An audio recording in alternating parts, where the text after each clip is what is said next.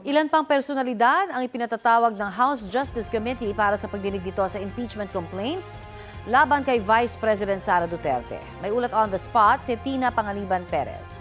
Tina?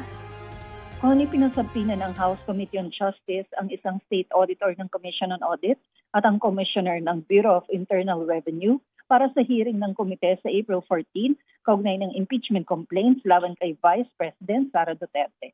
Sa subpoena ad testificandum et lucis tecum na ipinadala kay COA State Auditor 5, Attorney Gloria Camora, pinasusumite rin ang mga dokumentong isinumite sa COA ng Office of the Vice President at Department of Education kaugnay ng paggamit ng confidential funds.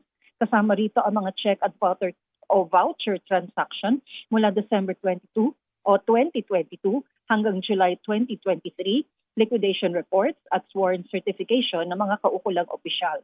Magugunit ang kasama sa mga naungkat na dokumento ng Kamara noong 19th Congress kaugnay sa confidential funds ang mga acknowledgement receipt na pinirmahan ng mga individual na walang birth, marriage o death certificate gaya ni na Mary Grace Piatos, Milky Secuya at Kokoy Villamin.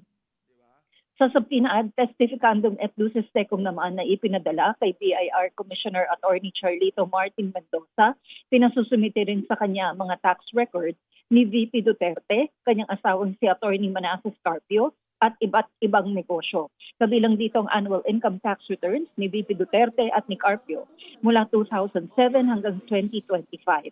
Kabilang sa iba pang pinadala ng subpoena ng komite para humarap sa April 14 hearing ay sina Ombudsman Jesus Crispin Remulla para sa mga SAL ng BICE, Ramil Madriaga na nagpakilalang dating aide at bagman ng BICE para sa kanyang affidavit at si Attorney Cynthia Viñas Pantonal na nagnotaryo ng affidavit ni Madriaga.